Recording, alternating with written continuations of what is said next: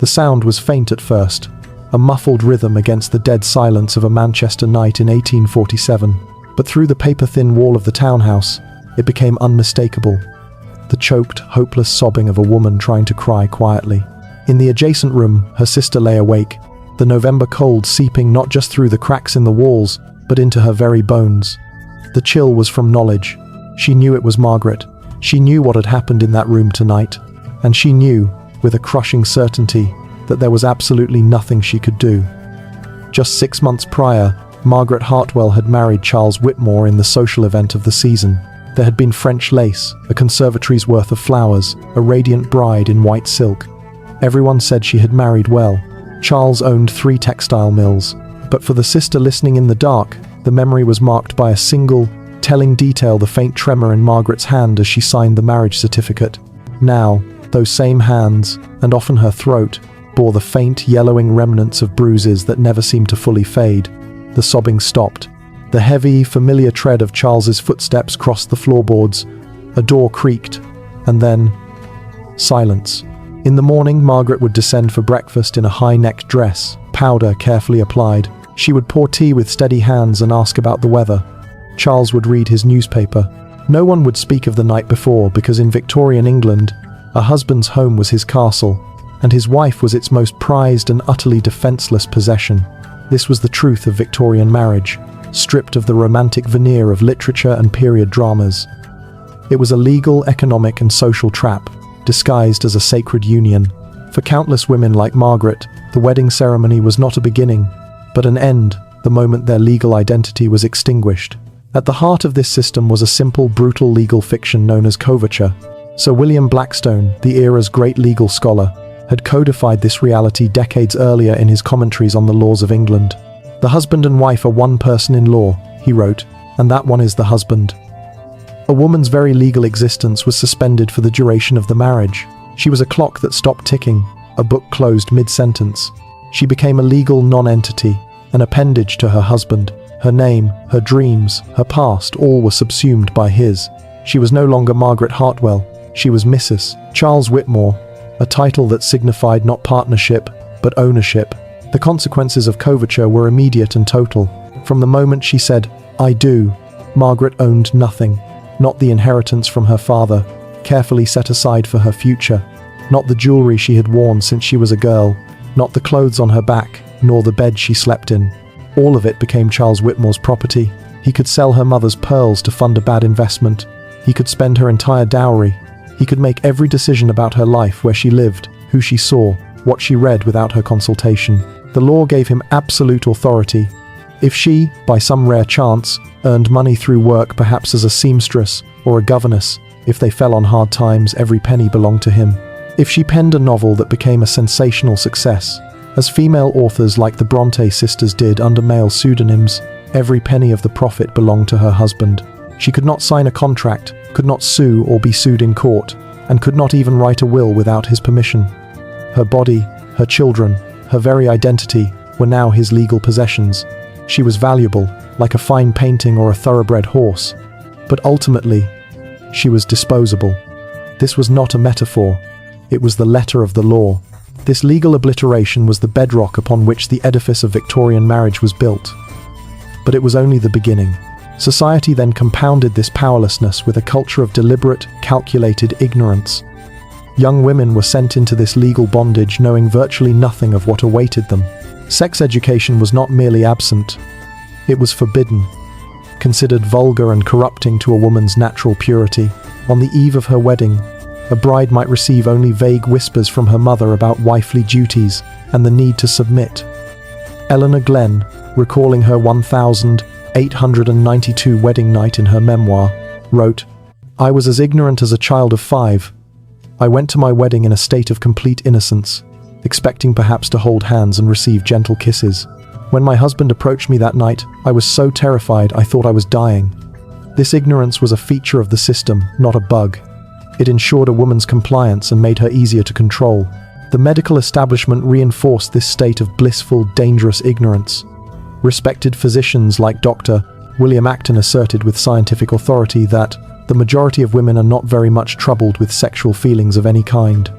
A good woman was not supposed to desire or enjoy physical intimacy. She was to endure it as a solemn, and often unpleasant, duty. The infamous advice to brides, "Close your eyes and think of England," was not a joke. It was a widely circulated survival strategy, a way to mentally escape a physically and emotionally traumatic experience. The wedding night, therefore, was not a celebration of love, but a traumatic initiation for countless women. A brutal introduction to a lifetime of submission. The famous explorer Mary Kingsley, in a moment of private candor, called marriage legalized rape, stating there was no other word for what happened to women who entered it unprepared. For Margaret, and millions like her, the bedroom door closing was the sound of a prison cell locking, with the law and society holding the key. If the law made a woman a possession and ignorance made her vulnerable, then Victorian society perfected her imprisonment with a gilded cage. This was the era of the angel in the house, an ideal that seemed to elevate women to a spiritual plane, but in reality, grounded them more firmly to a life of domestic servitude. The cult of true womanhood demanded that a lady be pious, pure, submissive, and domestic. She was to be the moral guardian of the home, a creature of exquisite sensitivity and delicate constitution, too refined for the rough and tumble world of business, politics, or public life. She was worshipped as a saint, but treated as a servant. This worship came with a price: absolute powerlessness. A woman was adored precisely so long as she remained powerless, praised as long as she never challenged her husband's authority. Her home, the seat of her supposed dominion, became a prison decorated with sentiment and lace curtains, where the walls were built not of stone, but of expectation. Within this prison, the pressure to produce an heir was immediate and relentless. A woman's primary value, beyond her social connections, was her fertility. Failure to conceive was seen as a personal and spiritual failing, a source of shame that could lead to neglect or even abandonment. The average Victorian woman spent most of her adult life either pregnant or nursing, her body not her own, but a vessel for the continuation of the family line. Even Queen Victoria, who had access to the finest medical care in the world, had 9 children and famously despised both pregnancy and childbirth, writing to her daughter with shocking frankness, "What you say of the pride of giving life to an immortal soul is very fine, dear, but I own I cannot enter into that. I think much more of our being like a cow or a dog at such moments." For ordinary women like Margaret, each pregnancy was a terrifying gamble with death. Maternal mortality rates were staggering, with approximately 1 in every 200 births resulting in the mother's death, a statistic that coldly ignored the countless others who perished from infections and complications in the weeks that followed. Childbirth was agonizing, dangerous, and conducted with a shocking level of medical ignorance that often exacerbated the suffering. This ignorance was compounded by a medical establishment that viewed the female body as inherently pathological. Doctors, who were increasingly displacing female midwives, believed women were ruled by their wandering womb, an organ that supposedly caused all manner of physical and emotional ailments, from anxiety to creativity, a condition they labeled hysteria. Any complaint a woman voiced boredom, frustration, intellectual yearning, or despair could be dismissed as a symptom of her flawed biology. The treatments were often worse than the ailments. In the 1872, Dr. Silas Weir Mitchell popularized the rest cure, a psychological torture disguised as medicine. Women diagnosed with nervous disorders were subjected to complete bed rest, isolated from family and friends, and forbidden from any intellectual activity like reading or writing. The goal was to break a woman's spirit, to force her into submission through enforced inactivity, convincing her that her own ambitions and intellect were the source of her sickness. The brilliant author Charlotte Perkins Gilman was driven to the brink of madness by this treatment, and later channeled her horror into her famous short story, The Yellow Wallpaper, a haunting tale of a woman whose prescribed rest leads to a complete mental breakdown, a direct indictment of this medical tyranny. Even a woman's physical form was not her own to command. Fashion became another form of control, a way to ensure she remained physically dependent and symbolically constrained. The ideal Victorian silhouette featured an impossibly tiny waist, achieved by tight lacing corsets that compressed ribs, displaced organs, and made deep breathing a struggle. Women regularly fainted from oxygen deprivation, a phenomenon that was seen not as a warning of a dangerous practice, but as proof of their delicate feminine nature. The heavy, multi-layered skirts and restrictive undergarments made simple tasks like walking up a flight of stairs or getting into a carriage a cumbersome ordeal. A woman was literally bound, her movements restricted, her body reshaped to an unnatural ideal, her very breath controlled. She could not run, She could not work a physical job. She could not easily defend herself. The perfect Victorian lady was a beautiful, fragile object, carefully packaged and utterly helpless, a living symbol of her own subjugation. This systematic conditioning created a profound psychological toll. Women internalized the message that their suffering was deserved, that their desires were selfish, and that their intelligence was unseemly. They developed what we would now recognize as depression, anxiety, and post-traumatic stress. But Victorian medicine dismissed these as more hysteria or simple weakness of character. The body often rebelled when the mind could not, leading to a cascade of mysterious physical symptoms: paralysis, seizures, chronic pain that had no clear physical cause but were a desperate expression of inner turmoil. For the wealthy, like Lady Constance Lytton, the cage was golden, but it was still a cage. She wrote despairingly of having no control over her own life, no way to pursue her interests, comparing herself to a bird in a golden cage, well-fed, well-housed, but still a prisoner. The middle classes aspired to this very prison, seeing a non-working wife as the ultimate status symbol, proof of a man's prosperity. She was to be ornamental, educated just enough to be charming but not enough to be challenging, a living testament to her husband's success, yet forever trapped within the walls of his home and his authority. For Margaret Whitmore, the drawing room was her stage, and every day was a performance of contentment, a masquerade that hid the silent scream growing within. Beyond the gilded cage of the upper-class home and the psychological torment of the rest cure, the economic and legal traps of Victorian marriage were inescapable, binding women of all classes in a web of dependency from which few could break free. For a woman like Margaret Whitmore, the reality of her powerlessness struck with mundane brutality. When she asked her husband Charles for money to visit her sick mother, he refused. It was not a matter of cost, it was a matter of control. She had no coins of her own, no legal right to the carriage fare, no authority to leave the house against his wishes. She was a prisoner in her own home, her movements monitored, her social calls approved or denied at her husband's whim. For middle-class women, the situation was even more precarious. They could not work without sacrificing their hard-won social standing, yet they often had no independent wealth. Marriage was, for them, less a romantic union and more a vital economic transaction, a trade of freedom for survival in a world that offered women few alternatives. The pressure to make this transaction was immense. An unmarried woman was a spinster, a social failure, a burden to her family. She was pitied, mocked, and gradually excluded from society. The marriage market was a brutal, calculating arena where young women were paraded like livestock during the London season. Parents evaluated suitors based almost exclusively on financial prospects, while daughters were assessed on their beauty, their dowry, their breeding potential, and their ability to manage a household.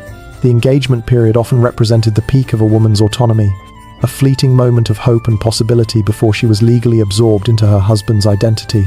Once married, that hope evaporated. Consider Emma Darwin, wife of the famed naturalist. Before her marriage, she was an accomplished pianist and a sharp intellectual correspondent who engaged in deep theological discussions. Afterward, her world shrank to the domestic sphere. Her letters show a gradual shrinking of her world as her own pursuits were subordinated entirely to her husband's work and health. For working-class women, the trap was different, but equally brutal. They had to work, yet their wages were a fraction of what men earned for the same labor. They carried a double burden. Expected to toil for 12-hour days in the dangerous, deafening textile mills that often built the fortunes of men like Charles Whitmore, and then return home to manage all the cooking, cleaning, and child-rearing. Marriage offered them little relief, only a different set of exhausting obligations. The sexual double standard was even more punishing for them. A working-class woman's reputation was her most fragile asset. If it was tarnished, she faced immediate destitution. Yet, she worked alongside men in crowded factories and lived in cramped quarters, with no chaperones to protect her. Pregnancy outside of marriage was a catastrophe, leading to job loss, eviction, and social exile. The tragic prevalence of infanticide and the grim baby farming scandals of the 1,860 seconds, where unwanted infants were neglected to death for a fee, were desperate symptoms of a society that offered fallen women no way out. Should a woman gather the unimaginable courage to leave her husband, the consequences were social and legal suicide. Divorce, even after the Matrimonial Causes Act of 1857, was a public, expensive, and deeply shameful process, and the rules were starkly unequal. A man needed only to prove his wife's adultery. A woman had to prove her husband's adultery plus cruelty, desertion, or another major offense like incest. A successful divorce left a woman a social outcast, almost always severed from her children and any financial support. The case of Caroline Norton, a brilliant and wealthy writer, exposed the sheer helplessness of the law. After leaving her abusive husband in 1836, he took her 3 children and cut her off from all the earnings from her writing. She had no legal recourse. Her husband owned everything, including the fruits of her own mind. She spent decades campaigning for reform, but the laws didn't change until after her own situation had destroyed her health and happiness. This entire system was sanctified by religion and reinforced by a biased legal system. The church taught that female subordination was God's will, that the pain of childbirth was Eve's eternal punishment, and that suffering in silence was a Christian virtue. The verse, "Wives, submit yourselves unto your own husbands," was preached relentlessly, while passages about mutual love and respect were conveniently overlooked. This theological framework made resistance seem not just futile but sinful. Meanwhile, the courtroom was a hostile territory for any woman. She could not serve on a jury, practice law, or easily testify against her husband. In rape cases, a woman's own sexual history was considered fair game to dismantle her credibility. The message from both the pulpit and the bench was unequivocal. A woman's place was under male authority, and her word was inherently suspect. She was a perpetual minor in the eyes of God and the law, her voice a mere whisper against the roar of patriarchal authority. Yet, even in this suffocating climate, resistance flickered. Some women found covert ways to rebel. The spiritualist movement, with its seances and mediums, was dominated by women. It gave them a platform, a voice, and a sense of power, all under the socially acceptable guise of feminine intuition and connection to the divine. For the most desperate, suicide, often disguised as an accidental drowning or fall, became the final, tragic act of control over a life otherwise entirely controlled by others. And in the shadows, whispered networks of women shared forbidden knowledge about sex, about primitive forms of birth control, about which doctors might be sympathetic, creating a fragile underground of shared survival and quiet defiance against the oppressive silence. These were the small, desperate acts of war waged in a conflict that would, in time, erupt into the open. The long Victorian night was not endless. As the 19th century waned, the first cracks began to appear in the monolithic facade of patriarchal marriage, forged by the quiet desperation of women like Margaret Whitmore and the loud, defiant courage of a new generation. The emergence of the new woman in the 1880 seconds signaled a direct assault on the old ideals. She was educated, she rode bicycles, a simple machine that offered unprecedented physical freedom, and was fiercely opposed by conservatives who saw it as a threat to feminine propriety, and she dared to dream of a career and a life beyond drawing room. The medical establishment, ever the guardian of the status quo, warned that education would atrophy her womb and that intellectual ambition would render her sterile and masculine. But the genie could not be forced back into the bottle. Women were no longer content to be angels or prisoners. They demanded to be citizens. The fight for legal personhood began to see hard-won, incremental victories. The Married Women's Property Acts of 1870 and 1882 were watershed moments, finally granting women the right to own their own wages and property, separate from their husbands. It was a fundamental crack in the doctrine of coverture. For campaigners like Caroline Norton and the countless women who came after her, it was a validation of their very existence in the eyes of the law. This legal awakening culminated in the demand for the ultimate right, the vote. The women's suffrage movement began as a campaign of polite petitioning, but as decades passed with only condescending dismissal, it evolved into a militant crusade. The suffragettes, led by the formidable Emmeline Pankhurst and her daughters, understood that politeness would never break their chains. They chained themselves to railings, smashed windows, and set fires. The state's response was brutal, revealing the violence that underpinned the entire system. Imprisoned suffragettes who went on hunger strikes were subjected to the torture of force-feeding, a medically sanctioned punishment designed to break their bodies and their will. The government treated women's political activism as a form of madness, but in doing so, they only proved the suffragettes' point about the tyranny they faced. Then, in 1914, the world went to war. The cataclysm of World War I, while devastating, proved to be the great accelerator of change. With men away at the front, women stepped into their roles, operating machinery, managing offices, and working in hospitals. They proved, unequivocally, their competence, strength, and indispensability to the modern world. The contradiction between their capabilities and their legal powerlessness became too glaring to ignore. In 1918, as the war ended, the first partial victory for suffrage was won, granting the vote to women over 30 who met a property qualification. It was not full equality, but it was a breach in the wall. The Victorian era was officially over, but its legacy was a ghost that would linger for decades, shaping the battles of the new century. The romanticized myth of the Victorian marriage, perpetuated by period dramas, serves a dangerous purpose. It obscures a history of legalized oppression, of systematic abuse, sanctified by church and state. The image of the devoted wife and the benevolent husband masks the reality that for countless women, marriage was a contract of ownership. The transformation of this institution was not a natural evolution. It was paid for with the pain and sacrifice of generations of women who resisted. Their resistance took many forms, from the silent, stoic endurance of Margaret Whitmore, gathering her strength each morning to face another day, to the public, militant defiance of the suffragettes. Each woman who whispered a secret to a friend, who published under a male pseudonym, who demanded her property rights, or who chained herself to the gates of Parliament, contributed a stone to the foundation of our modern world. The struggles of the Victorian woman are not mere historical curiosities. The same forces that justified their subordination, the economic dependency, the medical pathologizing of their discontent, the religious and cultural arguments for traditional roles are still wielded today in different forms. The fight for true equality, for a world where no woman has to hide bruises with powder or silence her voice for fear, is the direct continuation of their story. As we close this chapter, we return to that Manchester townhouse. The wallpaper is faded, the pattern worn thin from a woman's desperate gaze during sleepless nights. But in her quiet survival, in her small daily acts of courage, lay the seed of a revolution. The Victorian era is gone, but in every woman who refuses to accept less than she deserves, Margaret's resistance lives on. The struggle for human dignity, once confined behind lace curtains, continues. The story of Victorian marriage is not a closed book, but a reminder that the rights we hold today were won through immense courage and sacrifice, and that the pursuit of a more just world is a legacy passed down through the ages. The stories of these women are not just relics of the past, they are the foundation upon which our present was built.